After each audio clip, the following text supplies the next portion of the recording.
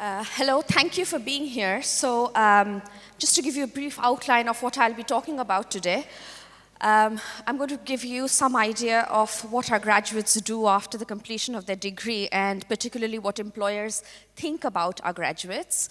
And then I'll show you some visualization of where our graduates typically go into work after their degrees. And I'm going to end with some resources, networking events, and support systems available both at the university level and at the department level for you to engage in if you decide to come to Warwick. So needless to say, our students do extremely well in the job market. So this is data which is based on the Graduate Outcomes Survey, which is conducted by the Higher Education Statistics Agency.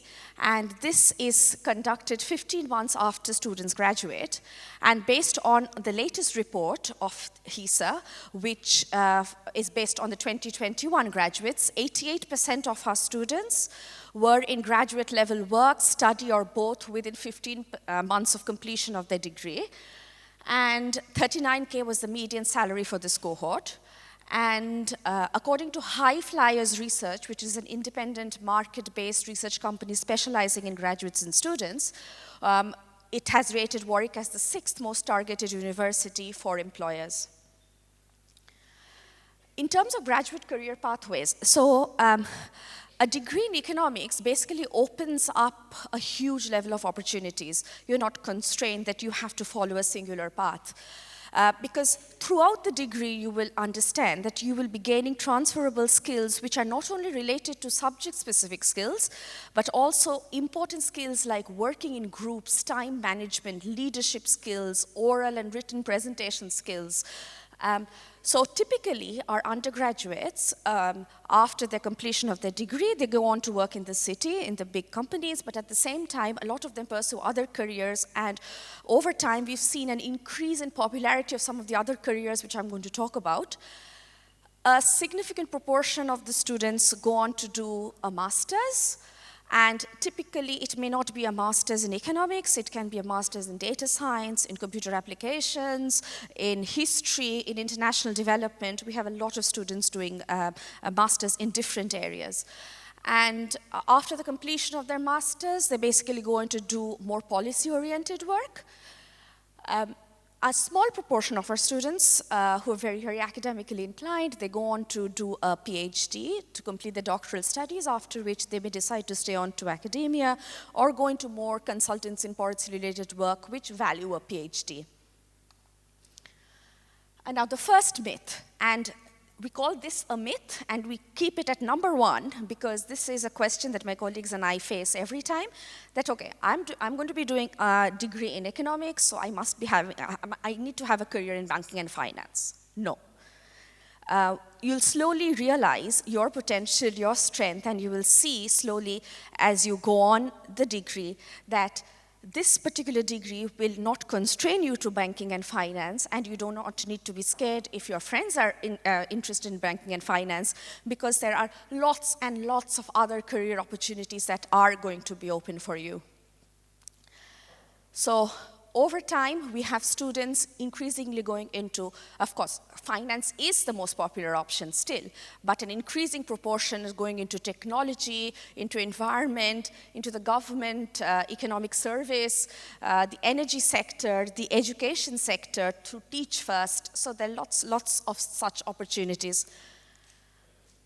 So apart from HESA, we as a department conduct a survey 3 months after students graduate, and based on that survey, we found out that 27% of the respondents went on to further studies, with popular destinations being Cambridge, Oxford, London School, and then also universities outside UK, such as in Spain, in the Paris School of Economics, Sciences Po, Bocconi, and a lot of other places. And again, as I said before, it's not only a master's in economics that they pursue. We have students pursuing masters in international development, working side by side, working with the MP, etc. And in terms of our graduates who've gone on to work, finance, again, is still very, very important, but at the same time, we have students in the technology sector, in the energy sector, in various other sectors, such as toy production, media. In terms of employer destinations, again, all of this is extremely, extremely competitive, but we have, this is just a snapshot of the employers.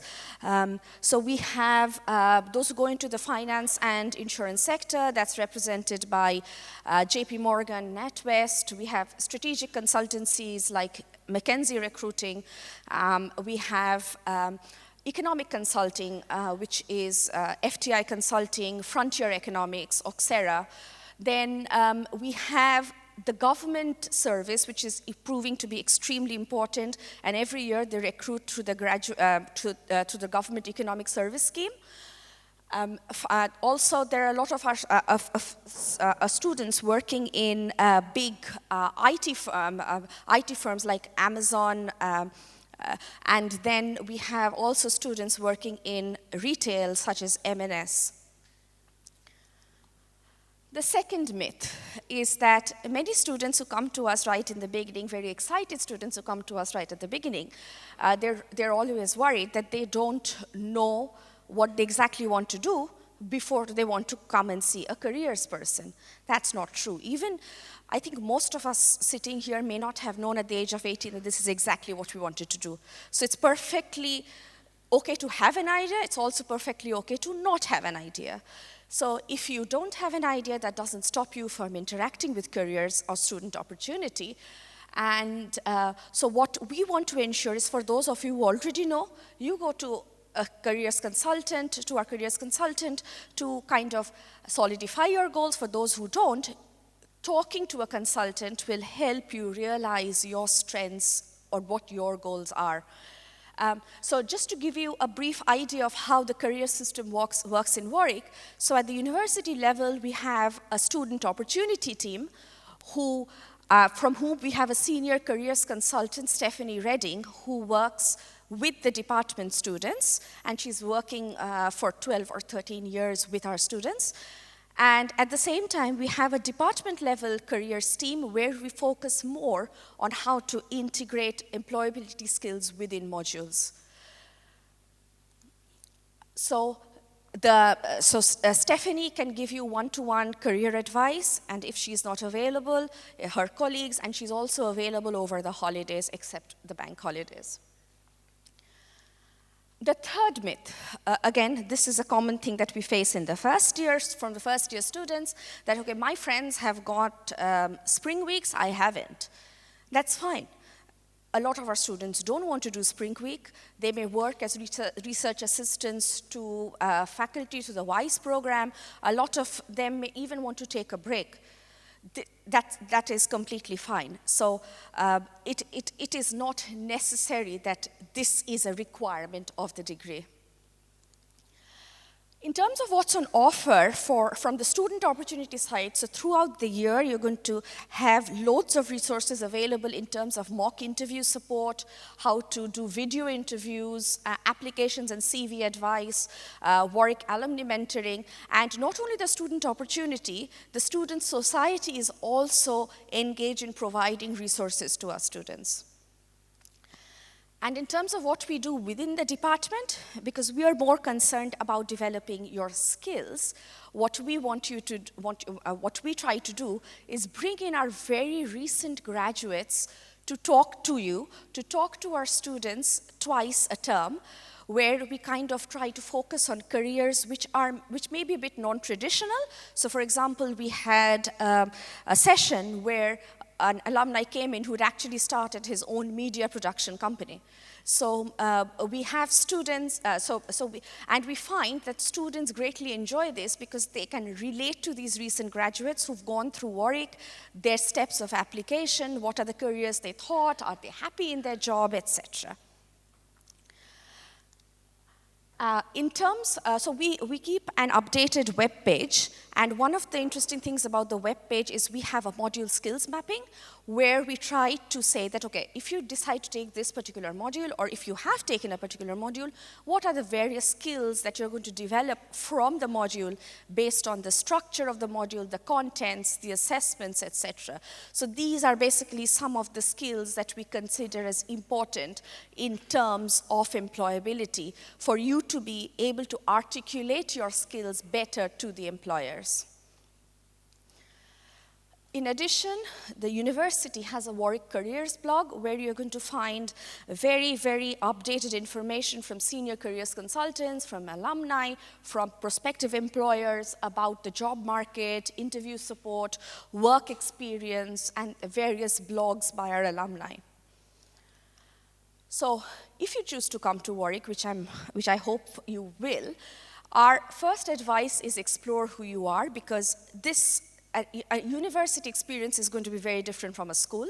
So you will be exploring more about yourself. It's easy to feel peer pressure, but at the same time, you need to think about yourself first. So we want you to engage with the resources we are offering you, to come to us for help and support, and to tell us your problems so that we can provide you with the support or point you in the right direction.